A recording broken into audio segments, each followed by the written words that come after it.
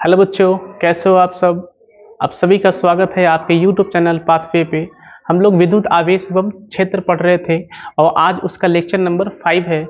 हम लोग कूलम का नियम तक पढ़ लिए थे। आज हम लोग कूलम के नियम से ही आगे चलेंगे और आज हम लोग कूलम के नियम के साथ साथ उस पर न्यूमेरिकल जो होता है, किस तरह से आपके एग्जाम में न्यूमेरिकल पूछा जाएगा, उन सारे सवाल को आज देखने वाले हैं। तो चलिए हम लोग वीडियो को स्टार्ट करते हैं। और आज हम लोग सबसे पहला जो टॉपिक है हमारा, वो है हमारा अध्यारोपण का सिद्धांत। ठीक है, तो आपको देखना है कि अध्यारोपण का सिद्धांत जो है वो क्या होता है। तो अध्यारोपण का सिद्धांत क्या है, ध्यान देना। यहाँ पे बोला है इस सिद्धांत के अनुसार, यहाँ पे हम लोग लिखेंगे, इस सिद्धांत के अनुसार किसी आवेश पर लगने वाला परिणामी बल अलग अलग आवेशों के द्वारा लगाए गए बलों का सदिश योग के बराबर होता है। यहां पे इस पॉइंट को आप ध्यान देना है कि किसी आवेश पर लगने वाला जो परिणामी बल होता है वो अलग अलग आवेशों के द्वारा लगाए गए बलों का सदिश योग के बराबर होता है और इसी को हम लोग बोलते हैं अध्यारोपण का सिद्धांत बोलते हैं। आगे में बताया किसी स्थिर आवेश पर n आवेशों के द्वारा लगाया गया बल कितना होता है, ये हम लोग देखेंगे। अब इसी को हम लोग थोड़ा सा बेसिक समझते हैं कि ये एक्चुअल में है क्या अध्यारोपण का सिद्धांत। जैसे मान लो कि यहाँ पे एक आवेश है, हमारा, जिसका नाम है, यहाँ पे एक आवेश है Q नॉट, है ना। यहाँ पे एक आवेश है Q नॉट और इस आवेश Q नॉट के आसपास जो है वो n आवेश है ना। तो इसके आसपास जो है वो आवेश कितना है, बोलो n आवेश है। मतलब कि यहाँ पे Q1 है, यहाँ पे Q2 है, यहाँ पे Q3 है। इस तरह से ये कंटिन्यू आगे चलता जाएगा और यहाँ पे हमने मान लिया है कि ये हमारा Qn है ना। तो Q नॉट के आसपास अगर हम ध्यान से देखें तो हमारे पास कितना है, तो हमारे पास n आवेश है।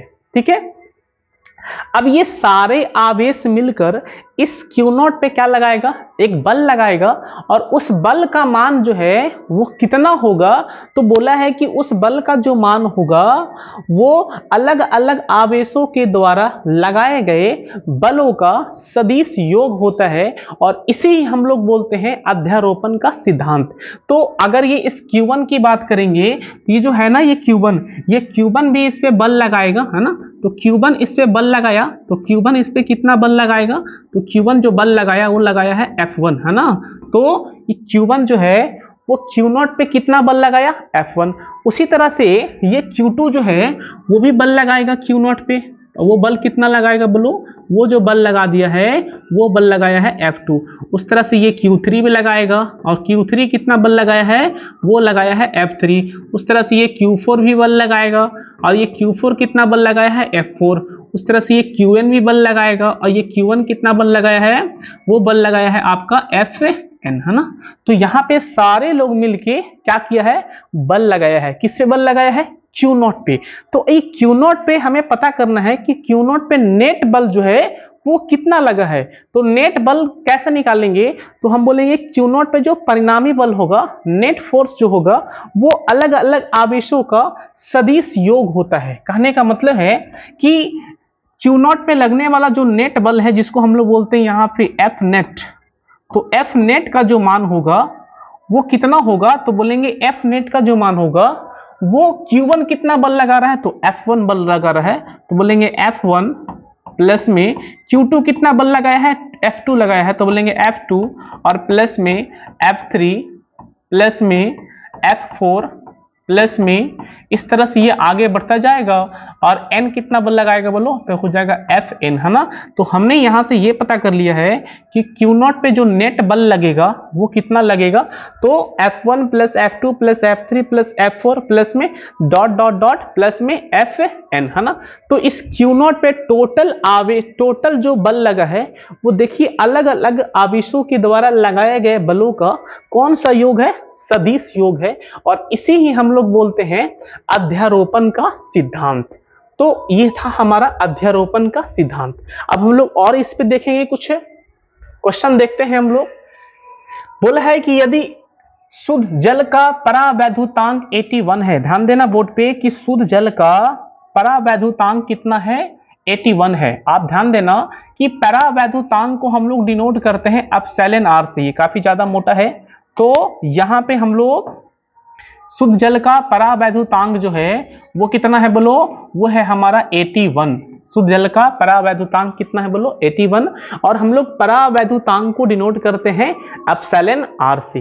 तो एप्सिलॉन आर का वैल्यू कितना है 81। हमसे क्या पूछा है, अब बोला है इसकी निरपेक्ष विद्युतशीलता कितनी होगी।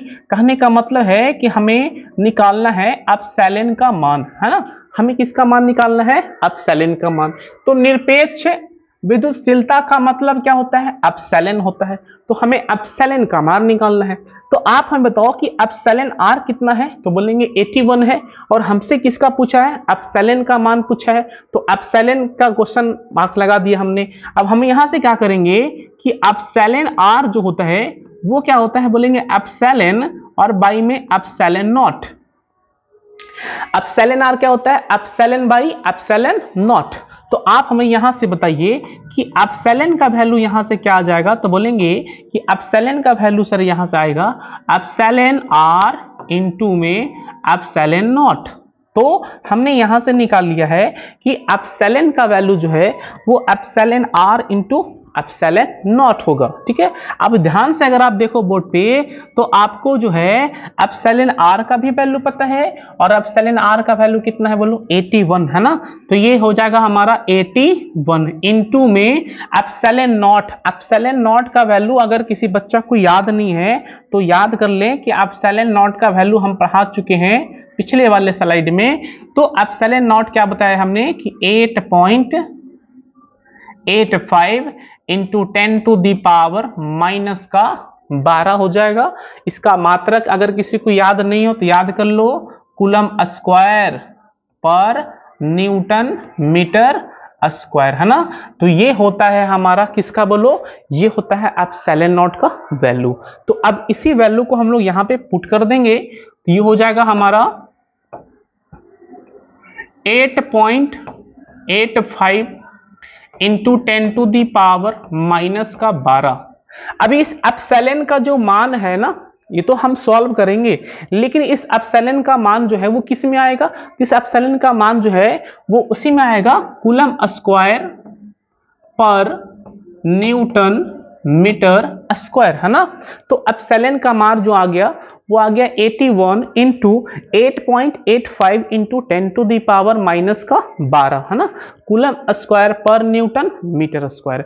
अब हमें करना क्या है, अब हमें इसको सॉल्व करना है, और इसको सॉल्व कैसे करेंगे, तो कुछ नहीं 81 को गुना कर देंगे 885 से। तो अगर आपको दिक्कत है तो हम देखो हम यहाँ पे करके दिखा देते हैं। हमें 81 को गुना कर देना है 885 से, तो पहले 1 से लगाएंगे तो कोई फर्क नहीं पड़ने वाला, यही रहेगा। 8 पचे 40, हाथ में बचा 4, 8 64, 64 4 कितना होता है बोलो 68।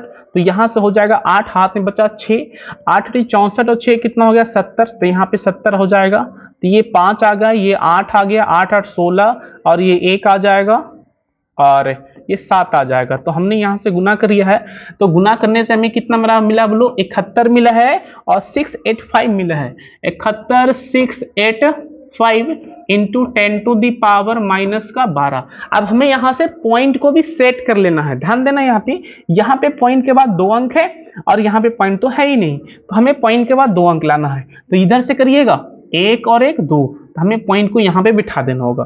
तो हमारा आंसर है 716.85 into 10 to the power minus का 12 coulomb square per newton metre square, है ना। तो हमने यहां से एप्सिलॉन का जो है वो मान हमने यहां से निकाल लिया है, और वो मान कितना है 716.85 into 10 to the power minus का 12 coulomb square per newton metre square. अब आप ध्यान देना, यहाँ पे आप इसको और भी सॉल्व कर सकते हो। सॉल्व कैसे कर सकते हो, तो फिजिक्स में या केमिस्ट्री में ये रूल होता है कि पॉइंट का पहले जो है वो 1 अंक होता है ना, जिसको हम लोग बोलते हैं साइंटिफिक नोटेशन, वैज्ञानिक विधि। तो हम इस पॉइंट को शिफ्ट कर भी सकते हैं, इस पॉइंट को उठा के कहाँ लाएंगे बोलो 7 के बगल में, उसके साथ साथ हमें 10 का पावर में भी कमी या वृद्धि होगा, है ना।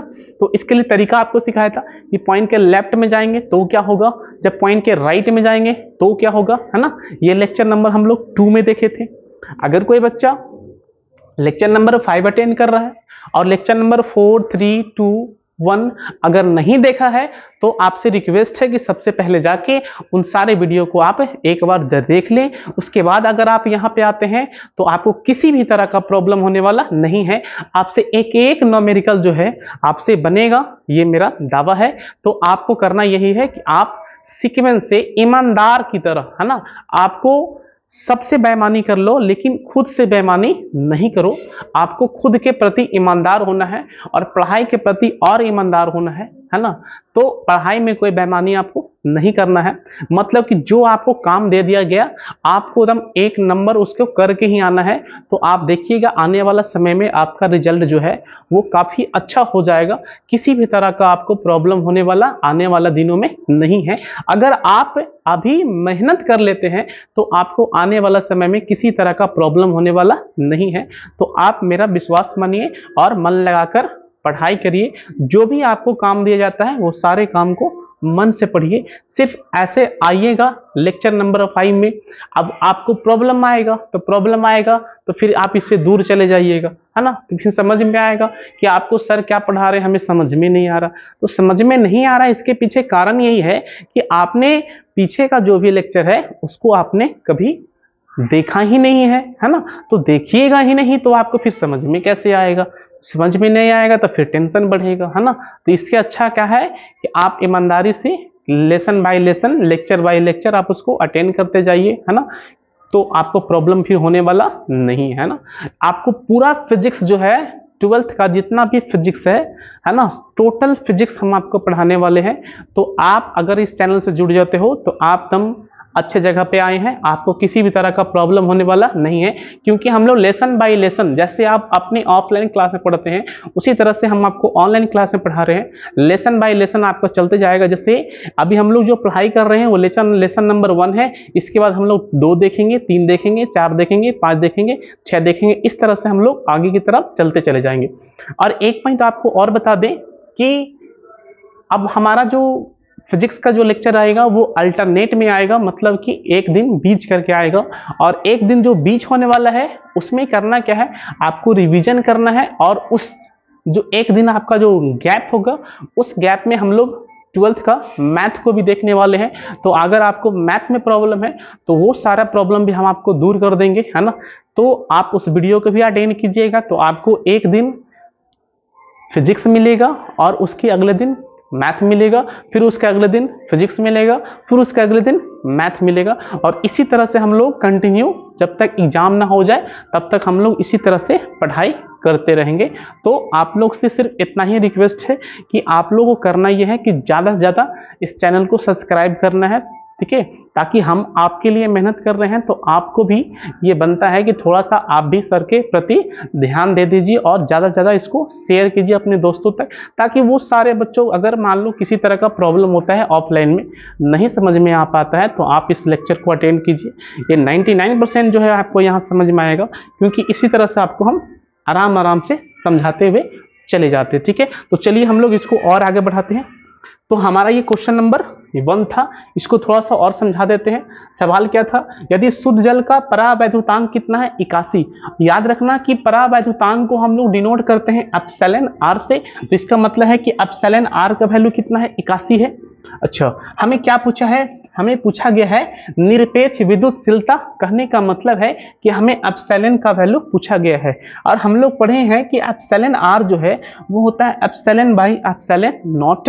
तो यहाँ से एप्सिलॉन कितना आ जाएगा, वो आ जाएगा एप्सिलॉन आर इंटू में एप्सिलॉन नॉट, ठीक है ना। अब ध्यान देना कि एप्सिलॉन आर तो हमें दिया हुआ 81। अब ये एप्सिलॉन नॉट कहाँ से लाएंगे, तो ये हमने पीछे पढ़ चुके हैं कि एप्सिलॉन नॉट कितना होता है 8.85 इंटू में 10⁻⁻12 coulomb square per newton metre square, है ना। तो उस वैल्यू को यहाँ पे पुट कर देना है, गुना कर देना है, सॉल्व कीजिएगा, जो भी आएगा आपका फाइनल वो आंसर हो जाएगा, ठीक है। चलिए हम लोग और बढ़ते हैं नेक्स्ट सवाल की तरफ। और नेक्स्ट क्वेश्चन क्या है उसको देखेंगे।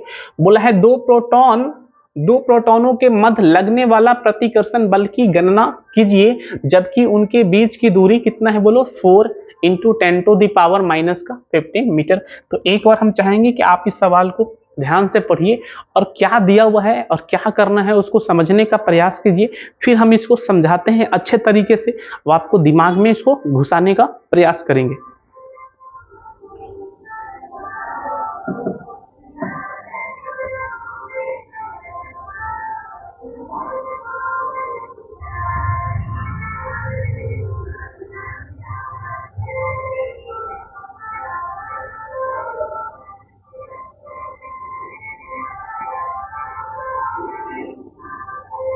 तो चलिए देखते हैं दो प्रोटॉनों के मध्य। अब हमें बात किया गया है प्रोटॉन का, तो ध्यान देना यहाँ पे कि प्रोटॉन का अगर बात किया गया है, तो अगर हमें प्रोटॉन का बात किया गया है तो प्रोटॉन का आवेश की बात करेंगे हम लोग, क्योंकि हमें निकालना है बल, और बल में हमें क्या चाहिए, आवेश चाहिए। और प्रोटॉन पे कितना आवेश होता है, तो प्रोटॉन पे उतना ही आवेश होता है जितना कि इलेक्ट्रॉन पे होता है, और इलेक्ट्रॉन पे आवेश कितना होता है, 1.6 into 10 to the power minus का 19 कूलम। लेकिन किस में होगा, तो बोलेंगे माइनस में होगा। तो प्रोटॉन पे क्या होगा सर, प्रोटॉन पे भी उतना ही होगा, लेकिन वो किस में होगा, प्लस में होगा। तो हमें यहां से क्या पता लग गया कि प्रोटॉन पे जो आवेश होगा, तो प्रोटॉन पे आवेश होगा सेम होगा, कितना होगा 1.6 into 10 to the power minus 19। अब यहाँ पे दो प्रोटॉन है ना, तो एक हमने मान लिया Q1 और दूसरा क्या हो जाएगा हमारा Q2। अब दोनों ही आपस में तो बराबर है, तो लिखेंगे Q1 बराबर Q2 इक्वल टू Q, और उसका वैल्यू कितना हो जाएगा, प्लस हो जाएगा 1.6 हो जाएगा into 10 to the power minus का 19 कूलम। ठीक है ना। अब यहाँ तक किसी को दिक्कत तो नहीं होना चाहिए। अब आगे बढ़ते हैं। अब यहाँ पे दो जो तुम्हारा प्रोटॉन है वो कितने दूरी पे रखा हुआ है, 4 into 10 to the power minus 15 है ना। तो हम यहाँ से लिखेंगे हमारा दो R है ना, वो कितना है बोलो, 4 into 10 to the power minus का 15 मीटर। ठीक है ना। चलिए, तो हमने आवेश लिख दिया और हमने दूरी लिख दिया। हम चाहे तो इसका फिगर भी बना सकते हैं। यहाँ पे हम क्या करेंगे, यहाँ पे ये बना लिया हमने, ये Q1 ले लिया है ना, और ये यहाँ से R दूरी पे, अब R कितना है 4 into 10 to the power minus का 15 मीटर की दूरी पर हमने यहाँ से एक और बना लिया, इसको हमने मान लिया Q2 है ना। ये दोनों का दोनों प्रोटॉन है, मतलब कि यहाँ भी आवेश कितना होगा 1.6 into 10 to the power minus का 19, और यहाँ पर भी आवेश कितना होगा 1.6 into 10 to the power minus का 19। ठीक है ना। चलिए अब इसको और सोल्व करते हैं। हमें क्या निकालना है, हमें बल निकालना है, मतलब कि हमें F का मान क्वेश्चन मार्क लगा दिया। अब बताओ कि दो आवेशों के बीच में बल कितना होता है, तो आपको बता चुके हैं, वो होता है K, Q1, Q2 और बाई में कितना बोलो R स्क्वायर। तो वैल्यू चलो पुट कर देते हैं। क्या आपको K का मान याद है, तो बोलेंगे हाँ K का मान याद है, और वो कितना होता है 9 इंटू 10 टू दी पावर 9 हो जाएगा। चलिए Q1 का मान कितना होता है, तो Q1 का जो मान है वो तो हमारा सेम ही है, ये वैल्यू है, और Q2 भी यही है। मतलब क्यों ना हम 1.6 को हम क्यों ना यहाँ पे एक काम कर ले, हम यहाँ पे 1.6 into 10 to the power minus 19, इसको ऐसा करो दो बार लिख देते हैं।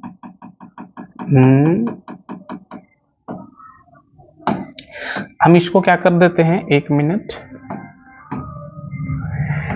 हाँ यहाँ पे हमने सारे वैल्यू पुट करते हैं, 9 इंटू 10 टू दी पावर 9 हो जाएगा, और यहाँ पे और क्या करेंगे, इनटू में Q1 का मान भी इतना ही है, Q2 का मान भी वही है, तो इसको दो बार लिखते हैं 1.6 into 10 to the power minus का 19, और फिर हो जाएगा 1.6 into 10 to the power minus का 19। ठीक है ना। चलो R का मान कितना है बोलो, R का जो मान है वो है हमारा 4 इंटू 10 टू दी पावर कितना है बोलो, 10 टू दी पावर माइनस का 15 मीटर है ना। तो इसको स्क्वायर कर देंगे, तो जब इसको स्क्वायर कीजिएगा तो 4 का तो स्क्वायर 16 हो जाएगा, और 10 का पावर देखो ध्यान से, 10 का पावर माइनस 15 का जब स्क्वायर कीजिएगा, 225 नहीं करना भाई, ये गुना हो जाएगा, 10 का पावर हो जाएगा ये माइनस का तुम्हारा 30 है ना। 10 का पावर कितना हो जाएगा, 10 का पावर हो जाएगा माइनस का 30। अब कुछ नहीं करना, आपको सॉल्व कर देना। कैसे सॉल्व करेंगे, ध्यान दीजिए।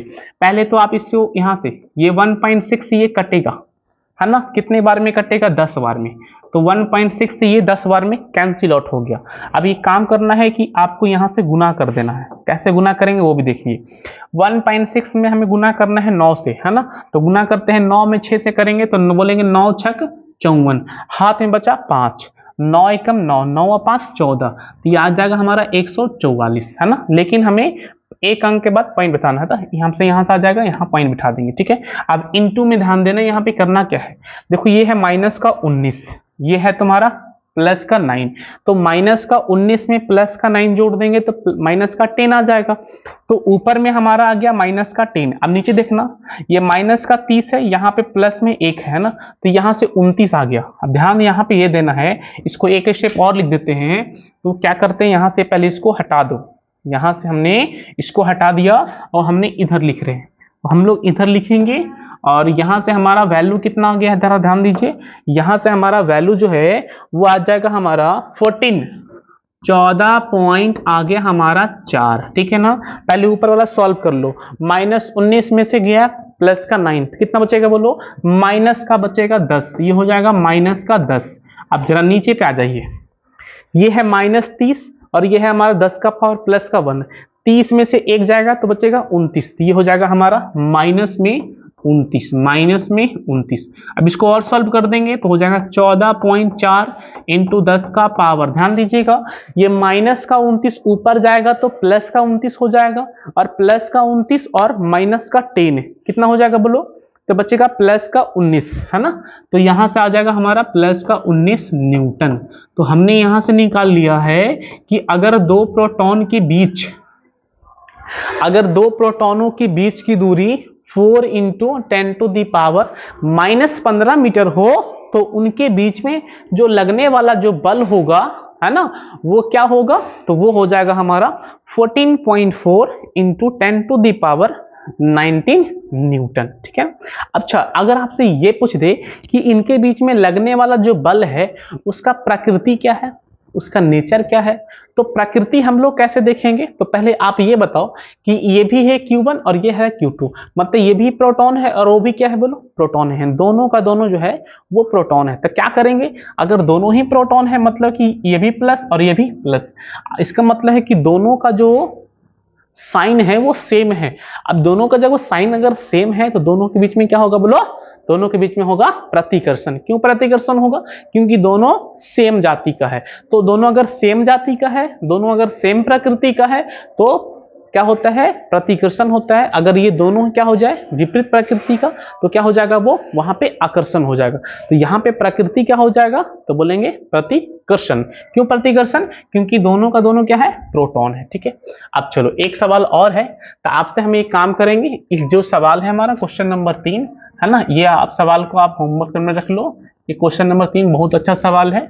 सवाल क्या है समझा देते हैं आपको। यहाँ पे बोला है 2 अल्फा कण, है ना, कैसा कण है बोलो, 2 अल्फा कण है परस्पर 0.1 एंगस्ट्रम, ये है एंगस्ट्रम, ये 0.1 क्या है बोलो, एंगस्ट्रम है की दूरी पर है ना, उनके बीच कार्यरत वैद्युत प्रतिकर्षण बल और गुरुत्वाकर्षण बल से कितना गुना ज्यादा है। तो कुछ नहीं करना है कि आपको अल्फा कण, अब यहां से एक समझ लीजिए कि अल्फा कण क्या होता है ना, ये बहुत जरूरी है कि अल्फा कण क्या होता है। तो अल्फा कण कुछ नहीं है, अल्फा कण बोलते हैं हम लोग हीलियम आयन को, है ना। तो हम लोग हीलियम आयन को बोलते हैं अल्फा कण। तो अल्फा कण क्या है बोलो, हीलियम आयन। तो हीलियम आयन क्या है बोलो, तो हीलियम आयन को बोलते हैं अल्फा कण। और ऐसे लिखेंगे कैसे आयन, हम हीलियम आयन कैसे लिखेंगे, तो ऐसे लिख देते हो आप, यहाँ पे आप लिख दो हीलियम आयन, या फिर बोल दो हीलियम का नाभिक। सिंपल भाषा में अगर जाने तो हम लिख सकते हैं यहाँ से हीलियम का नाभिक, है ना। तो हीलियम के नाभिक को ही क्या बोलते हैं हम लोग, अल्फा कण बोलते हैं।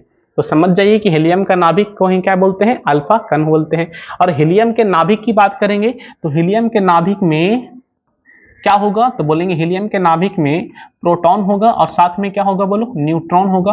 प्रोटॉन पे कोई आवेश होता है तो बोलेंगे प्रोटॉन पे कोई आवेश नहीं होता है। तो जो बचा वो किस पे होगा आवेश बोलो, न्यूट्रॉन पे होगा, और सॉरी प्रोटॉन पे होगा। और प्रोटॉन पे जो आवेश है वो तो हमें पता है 1.6 into 10 to the power -19 coulomb. लेकिन हमें यह पता करना है कि हीलियम का जो नाभिक में प्रोटॉन की संख्या कितना होता है। तो आप ये पता कर लो ना, हीलियम का परमाणु संख्या कितना होता है। हीलियम का परमाणु संख्या 2 होता है। इसका मतलब हीलियम के नाभिक में जो प्रोटॉन की संख्या है वो हमारा कितना है बोलो, 2 है ना। तो अल्फा कण का मतलब हमें क्या समझ में आया, अल्फा कण का मतलब है 2 प्रोटॉन पे आवेश, है ना। 2 प्रोटॉन पे जो चार्ज होगा वही क्या है बोलो, अल्फा कण, है ना। तो अल्फा कण हमें मिल गया। तो हमारे पास 2 अल्फा कण है, मतलब कि 2p और 2p। जैसे यहाँ पे एक प्रोटॉन था, दूसरा भी प्रोटॉन था, तो यहाँ पे क्या बोल रहा है कि 2 प्रोटॉन और 2 प्रोटॉन, है ना। 2 प्रोटॉन और 2 प्रोटॉन, 2 प्रोटॉन और 2 प्रोटॉन के बीच में क्या निकालना है हमें, पहले निकालना है हमें विद्युत वैद्युत प्रतिकर्षण बल, है ना। फिर उसके बाद क्या निकालना है, गुरुत्वाकर्षण बल निकालना है ना। क्या निकालना है, गुरुत्वाकर्षण बल। अभी दोनों के बारे में आपको समझा देते हैं। पहले वैद्युत प्रतिकर्षण बल कैसे निकालेंगे, तो हम निकालेंगे F से निकालेंगे, है ना। वो कैसे निकालेंगे, K Q1 Q2 by R square से। और हम लोग गुरुत्वाकर्षण बल कैसे निकालेंगे, तो capital G M1 M2 by R square, है ना। ये दोनों फॉर्मूला का हम यूज करेंगे और दोनों का बल हम लोग यहां से निकाल लेंगे, है ना। हमें पूछा है कितना गुना, है ना, तो आप कुछ नहीं, यहां से आप कर लो ये कुलम कर लो, यहां से आप कर लो ये गुरुत्वाकर्षण है मतलब कि जी। तो यहां से आपको कुलम बल निकल जाएगा, यहां से आपको गुरुत्वाकर्षण बल निकल जाएगा। दोनों का मान आप यहाँ पे पुट कीजिएगा, दोनों का आप निकाल लेना अनुपात, है ना। जैसे दोनों का अनुपात निकालिएगा तो कुछ ना कुछ निकल के आएगा। मतलब हमें यहाँ पे करना है FC और बटा में FG, है ना। तो FC बटा में FG जो भी आएगा, है ना, मान लो कि यहां से आ गया 5, तो FC कितना हो जाएगा, तो बोलेंगे FC जो हो जाएगा वो 5 गुना हो जाएगा FG, है ना। तो इसी तरह से आपको काम करना है, मतलब कि आपको अनुपात निकाल लेना है ना। किसका अनुपात निकालना है, FC बटा FG का, है ना।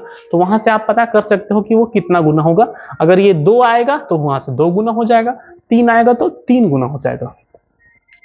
बात यहां से रहे कि Q1 और Q2 तो हमें पता है कि 2 प्रोटॉन है ना। लेकिन बात यहां से आया कि M1 M2 कहां से लाएंगे, तो M1 M2 जो आएगा इस 2 प्रोटॉन का मास, है ना। M1 M2 जो है वो कहां से आएगा बोलो, M1 M2 जो आएगा ये 2 प्रोटॉन का मास, है ना।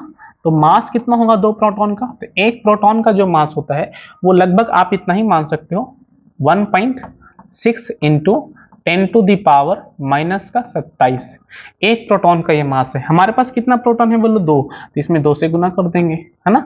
तो आपका M1 आ जाएगा। और ये जो M1 है वो किसके बराबर होगा बोलो, M2 का। क्यों, क्योंकि अगला भी क्या है बोलो, अगला भी तो प्रोटॉन है। तो हमने आपको बता दिया कि आपके पास अल्फा कण है, मतलब कि 2 प्रोटॉन है, तो 2 प्रोटॉन और 2 प्रोटॉन के बीच में पहले क्या निकालेंगे, कूलम्ब बल निकालेंगे। और 2 प्रोटॉन और 2 प्रोटॉन के बीच में क्या निकालेंगे हम लोग, गुरुत्वाकर्षण बल निकालेंगे। फिर दोनों का अनुपात निकालेंगे और जो आएगा हमारा वो आंसर, है ना। तो इसका आंसर कितना आएगा हमें आपको कमेंट बॉक्स में आपको बताना है कि इस सवाल का आंसर कितना आएगा। और अगले हम लोग लेक्चर में इस सवाल को हम डिस्कशन करेंगे। आप पहले इस पे जोर लगाइएगा, ये अच्छा सवाल है। यहाँ से एक पॉइंट और बता दें कि एक एंगस्ट्रम, ध्यान देना है, यहाँ से एक एंगस्ट्रम जो है वो 10 का पावर माइनस का 10 मीटर होता है ना। एक एंगस्ट्रम का वैल्यू कितना होता है, 10 का पावर माइनस का 10 मीटर। तो यहाँ पे जो दूरी है वो एंगस्ट्रम में है, तो आपको करना ये है कि उस दूरी को बदल देना है मीटर में, है ना। तो कैसे करेंगे, 10 का पावर माइनस 10 मीटर से गुना कर देंगे, ठीक है। चलिए इसको और हम लोग अगले क्लास में देख लेंगे। चलिए यहाँ पे क्या है, हमारे पास 2 सूक्ष्म गोलों में से प्रत्येक पर 10 का पावर 5, यह है 10 का पावर 5, 10 का पावर 5, 10 का पावर 5 इलेक्ट्रॉनों की कमी है। तो यदि उनके बीच की दूरी कितना है बोलो 1 मीटर हो, तो वैद्युत बल की गणना कीजिए, है ना। तो हमें निकालना है वैद्युत बल, ठीक है। तो बोला है कि 2 सूक्ष्म गोला, आपके पास जो गोला है वो कैसा है बोलो, सूक्ष्म मतलब कि छोटा सा। तो हमारे पास 2 सूक्ष्म गोला है जिसपे 10 का पावर 5 इलेक्ट्रॉन की कमी है। आप हमें बताओ कि जब इलेक्ट्रॉन की कमी होता है ना, तो उस पर कौन सा चार्ज आता है, तो बोलेंगे उस पर जो चार्ज आता है वो धन आवेश का आता है, पॉजिटिव चार्ज का आता है, ठीक है। तो कितने इलेक्ट्रॉन की कमी है, तो हम बोलेंगे 2 इलेक्ट्रॉन की कमी है, मतलब कि n का मान, है ना। यहां से हम लिखेंगे, यहां से हम n का मान जो है वो कितना आ जाएगा बोलो, 10 का पावर 5, 10 का पावर कितना आ गया बोलो 5 आ गया, ठीक है। अब हमें यह पता करना है कि जब उस सूक्ष्म गोले पे 10 का पावर 5 इलेक्ट्रॉन की कमी होता है ना, तो उस पे आवेश कितना आ गया, मतलब उस पे धन आवेश का मान कितना है। मतलब हम यहां से निकालेंगे Q, और Q क्या होता है बोलो, Q होता है Ne, है ना। और यहाँ पे N कैसा होगा, प्लस होगा। क्यों, क्योंकि वहां से हो रहा है इलेक्ट्रॉन की कमी। आप यहां से बताओ कि n का मान कितना है, तो बोलेंगे 10 का पावर 5। अब यहां से E का मान कितना है, 1.6 into 10 to the power minus का 19, ठीक है। अब इसको सॉल्व कर दो। आप कैसे सॉल्व करेंगे, लिखेंगे 1.6 इंटू 10 का पावर -19 में से प्लस का 5 जोड़ देंगे तो कितना आ जाएगा बोलो, माइनस का 14 आ जाएगा, ये कूलम में है ना। तो हमने यहां से निकाल लिया कि हमारे पास जो सूक्ष्म गोला है उस पे आवेश कितना है, तो बोलेंगे प्लस 1.6 इंटू 10⁻⁻14 कूलम। ठीक है, अब चलो, तो हमें क्या निकालना है, हमें निकालना है कि उसके बीच में बल कितना लगेगा, है ना। तो हमारे पास जो है वो दो सूक्ष्म गोला है, ये एक हो गया और इससे कुछ दूरी पे ये दूसरा हो गया, है ना। चलो इसको हमने मान लिया Q, है ना, और इसको भी क्या मान लिया बोलो Q। क्यों हमने दोनों को Q माना है, क्योंकि दोनों ही सेम ही है, दोनों सूक्ष्म गोला है और दोनों में 10 का पावर 5 इलेक्ट्रॉन की कमी हुई है, मतलब कि दोनों पे जो आवेश होगा वो यही होगा। चलो, तो ये कितने दूरी पे है, तो ये जो दूरी है वो हमारा R है और R का मान हमें दिया हुआ है 1 मीटर, है ना। ये दूरी कितना है हमारा, 1 मीटर है। तो हमें अब कुछ नहीं करना है, हम कुछ फार्मूला लगा देंगे। वो कौन सा फार्मूला लगा देंगे, F = K Q1 Q2 और बाई में क्या हो जाएगा बोलो R²। तो यहां से बताइए कि F का मान हम लोग यहां से कितना निकाल सकते हैं। K का मान क्या आपको पता है, K का मान जो होता है वो 9 × 10⁻9 होता है। ठीक है, Q1 और Q2 जो है हमारा दोनों सेम है और वो कितने के बराबर है, Q का, और Q कितना है 1.6 × 10⁻14। तो हम यहां से लिखेंगे 1.6 × 10⁻14। और चलो बटा में इसका स्क्वायर कर देते हैं क्योंकि दोनों सेम था।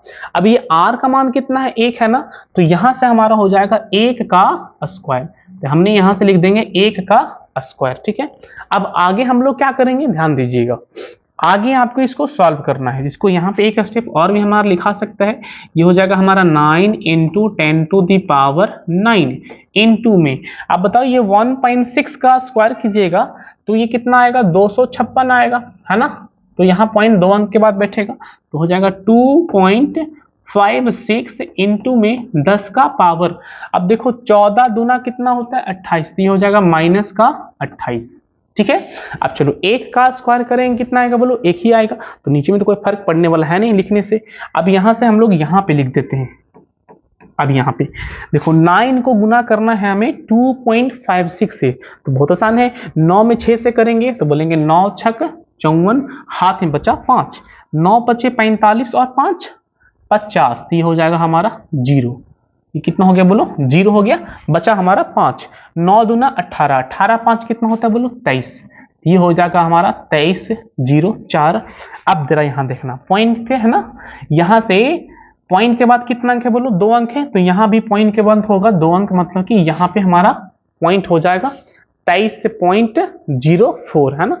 अब इसको जरा सेट करो, यहाँ पे है 10 का पावर 9 और यहाँ पे है 10 का पावर -28, तो -28 में से +9 जोड़ दीजिएगा तो कितना आ जाएगा, तो -28 में से 9 जोड़ेंगे तो ये आ जाएगा हमारा -19, तो ये आ जाएगा हमारा इंटू में 10⁻⁻19 न्यूटन, तो है ना।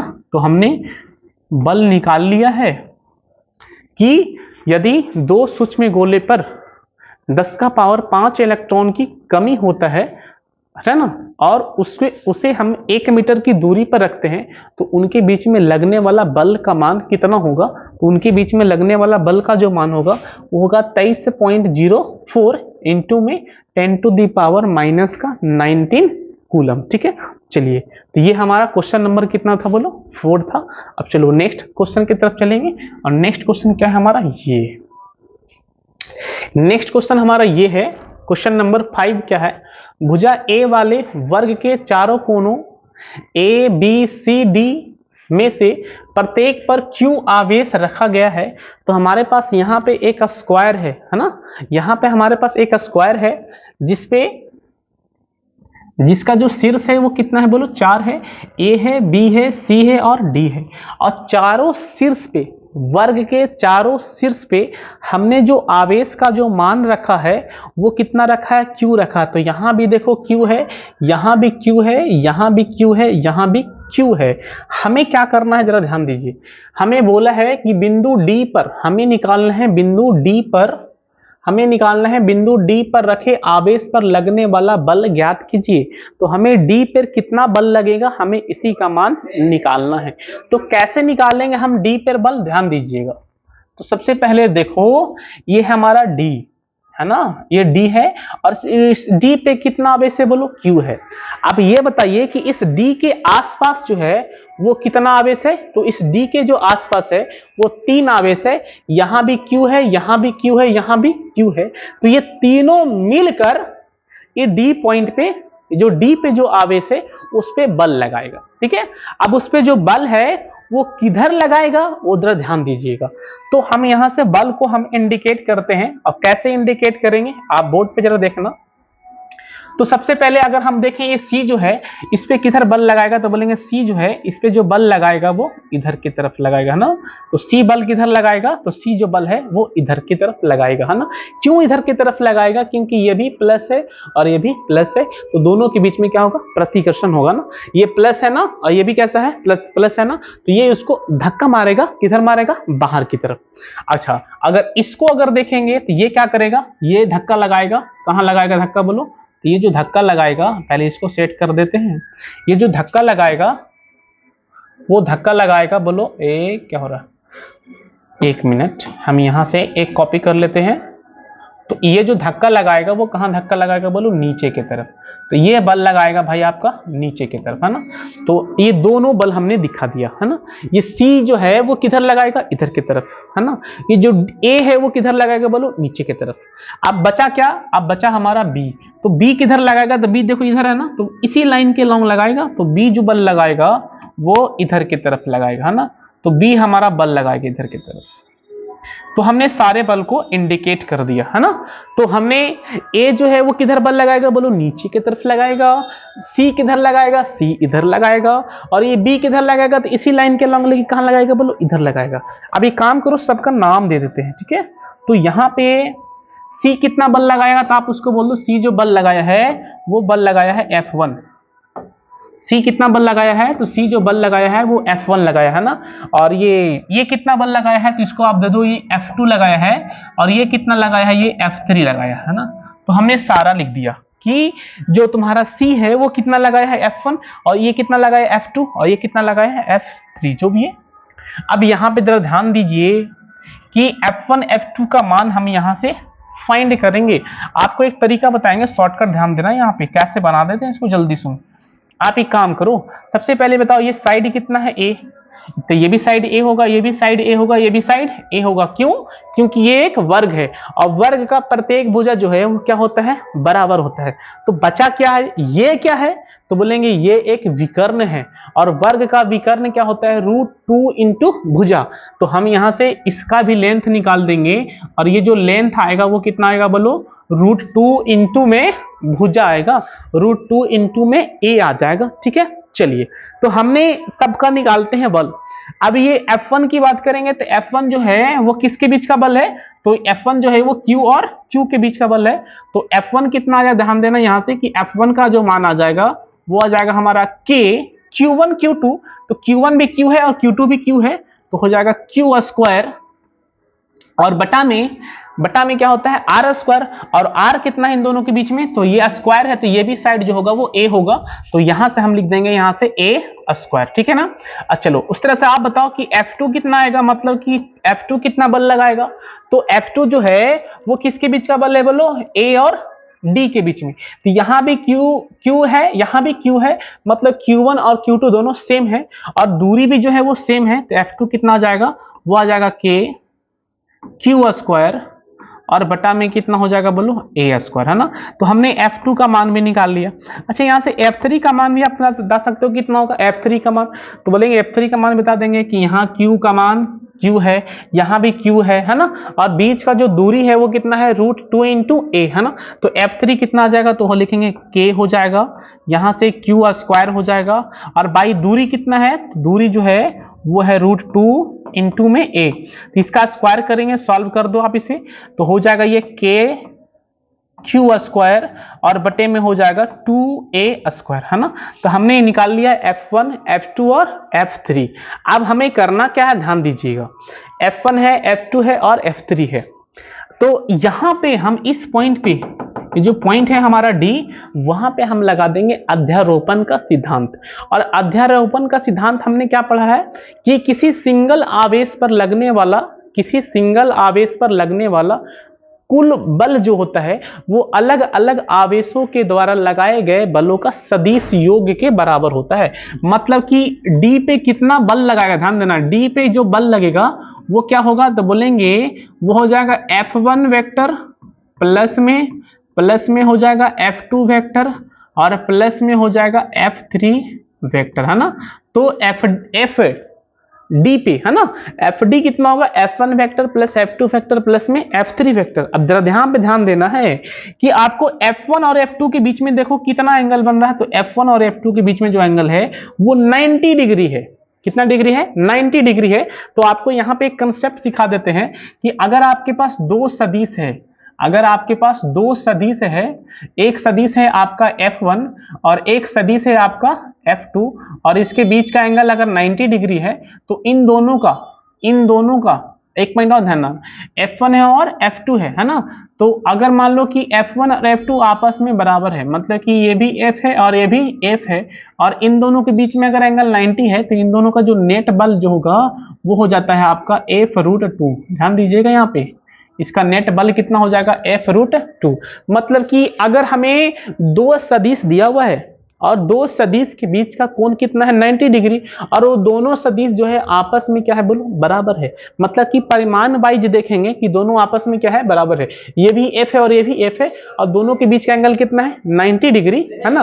तो उसके बीच में लगने वाला जो नेट बल होता है वो कितना होता है, तो बोलेंगे वो होता है F√2। अब ये निकाल कैसे देते हैं, तो उसके लिए एक फार्मूला होता है भाई, R बराबर, है ना, दो सदिश के बीच में बल निकालने का या दो सदिश का परिणामी निकालने का रिजल्ट क्या होता है, R स्क्वायर होता है। वो होता है A स्क्वायर प्लस में B स्क्वायर प्लस में 2AB cos थीटा, है ना।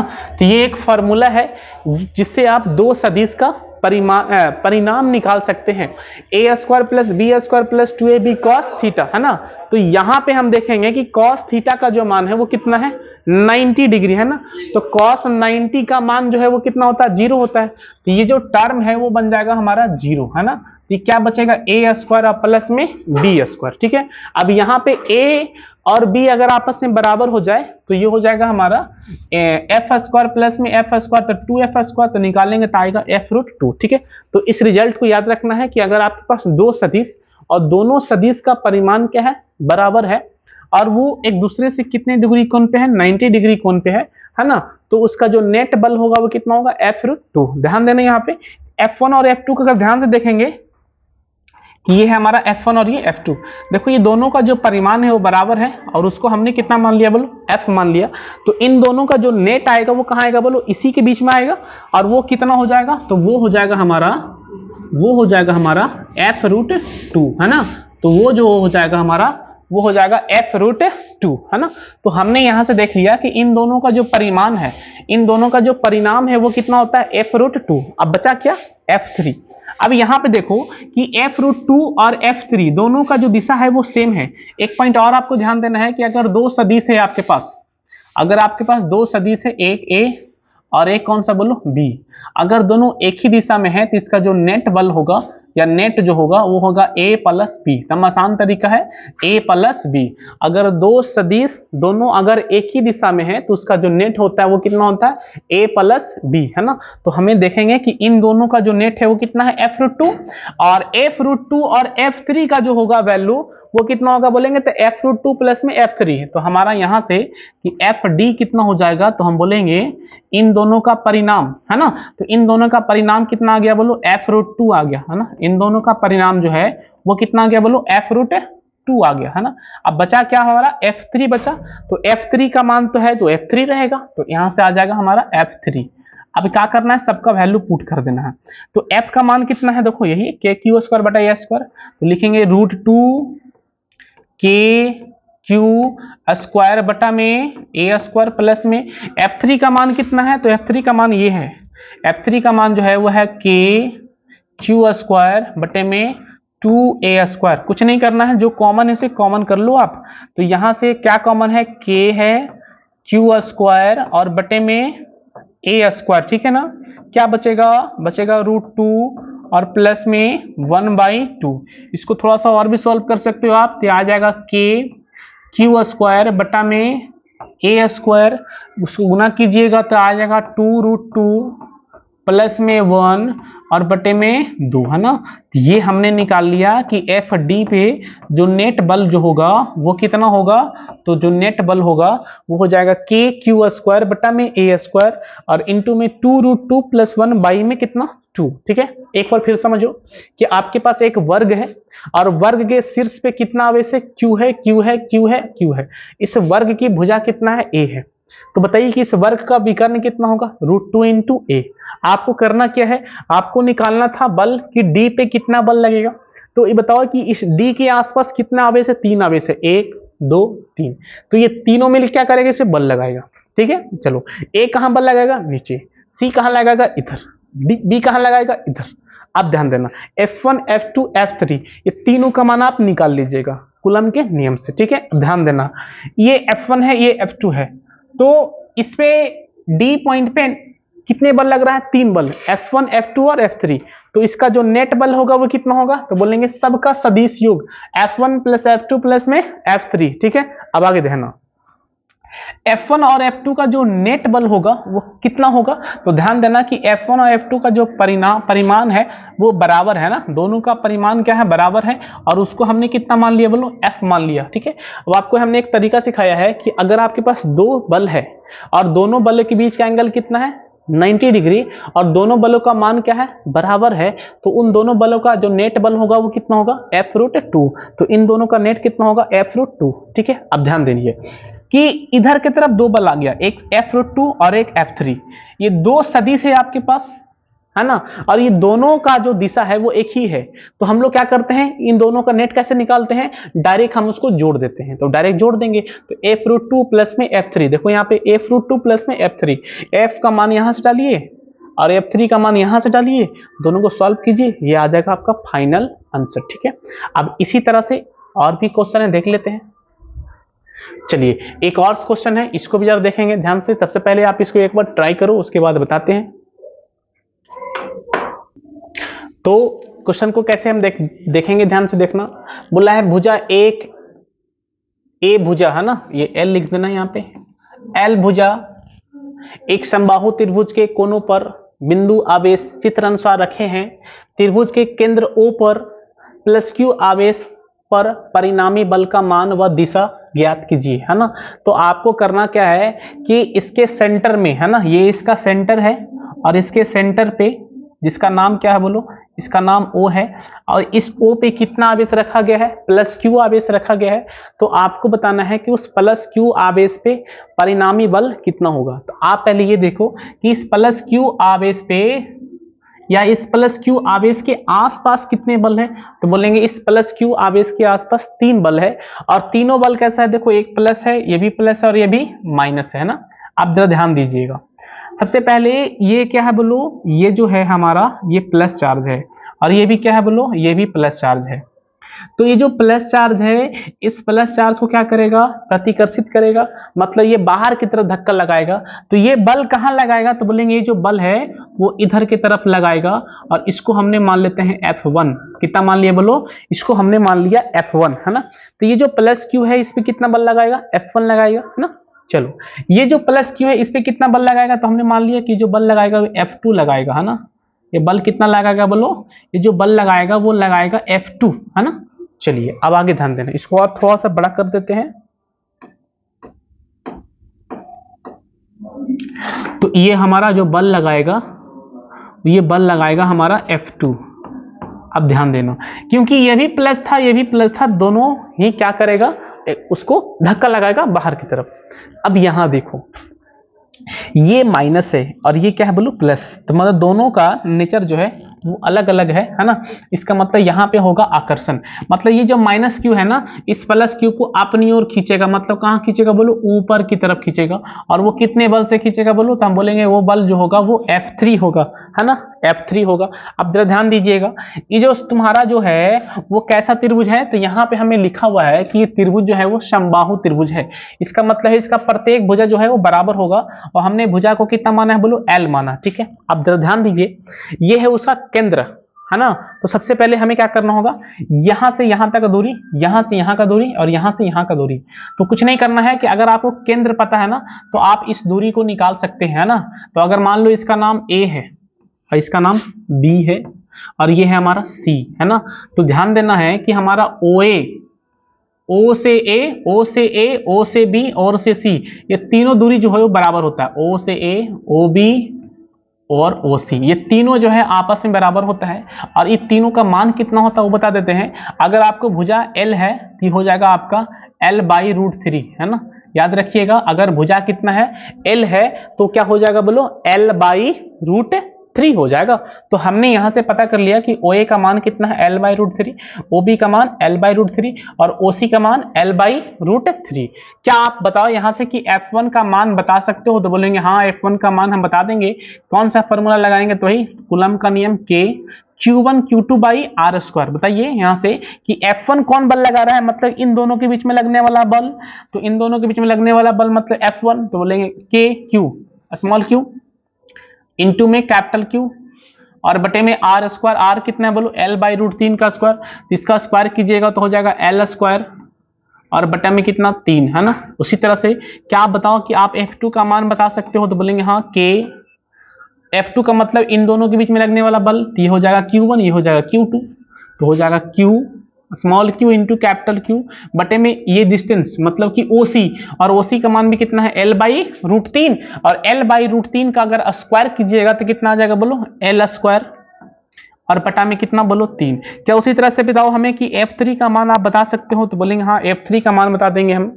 F3 का मान कैसे बताएंगे, तो बोलो K हो जाएगा small q into capital Q और बटे में क्या हो जाएगा, बटे में हो जाएगा हमारा L² और बटा में कितना 3, है ना। तो हमने F1 निकाल लिया, F2 निकाल लिया और F3 निकाल लिया।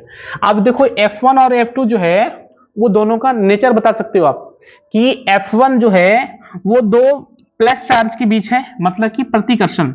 F2 जो है वो भी दो प्लस चार्ज के बीच है, मतलब कि प्रतिकर्षण। और F3 जो है वो एक प्लस और एक माइनस चार्ज के बीच है, इसका मतलब वहां पे क्या होगा, आकर्षण। तो इन दोनों का जो नेचर है वो प्रतिकर्षण और ये क्या होगा, आकर्षण। ध्यान देना। अब यहाँ पे करना क्या है, अब बताइए कि इस प्लस Q चार्ज पे कितना बल लग रहा है, तो बोलेंगे 3, F1 F2 और F3। तो हमें क्या करना होगा, इन तीनों का निकालना होगा सदिश योग। मतलब बोलेंगे कि FO पे, है ना, नेट बल कितना लगेगा, तो बोलेंगे ये तीनों का सदिश सम योग, है ना। ये तीनों का हमें करना होगा सदिश योग, मतलब कि F1 प्लस F2 और प्लस में F3। अगर और भी होगा तो हम और को जोड़ते चले जाएंगे, लेकिन हमारा 3 ही था, तो F1 प्लस F2 प्लस में F3। अब करना क्या है, अब इसको सॉल्व करना है। तो सबसे पहले ध्यान देना है यहाँ पे, सबसे पहले आप इसको सॉल्व करो F1 और F2 का। F1 और F2 का जो है वो कितना होगा, तो F1 और F2 का अगर ध्यान से देखिए कि F1 F2 जो है और F3 ये तीनों ही इक्वल है। तो ऐसा कर देते हैं कि तीनों ही इक्वल है, तो हम क्यों नहीं तीनों को मान लेते हैं एक, F1 equal to F2 equal to F3 और इसको हमने मान लिया F, है ना। इसको हमने मान लिया कितना बोलो, इसको हमने मान लिया F के इक्वल है। ठीक है, अब जरा यहाँ पे ध्यान दो, तो इधर में F, इधर में F और इधर में F। ध्यान देना, ये F और ये F1 और इस F2 के बीच में एंगल की बात करेंगे, तो ये जो पूरा एंगल जो है भाई ये है 120 डिग्री। कितना डिग्री बोलो, ये है हमारा 120 डिग्री, है ना। कितना डिग्री है, 120। तो हम क्या करते हैं कि पहले F1 और F2 का निकालेंगे, हाँ F1 और F2 का निकालेंगे नेट।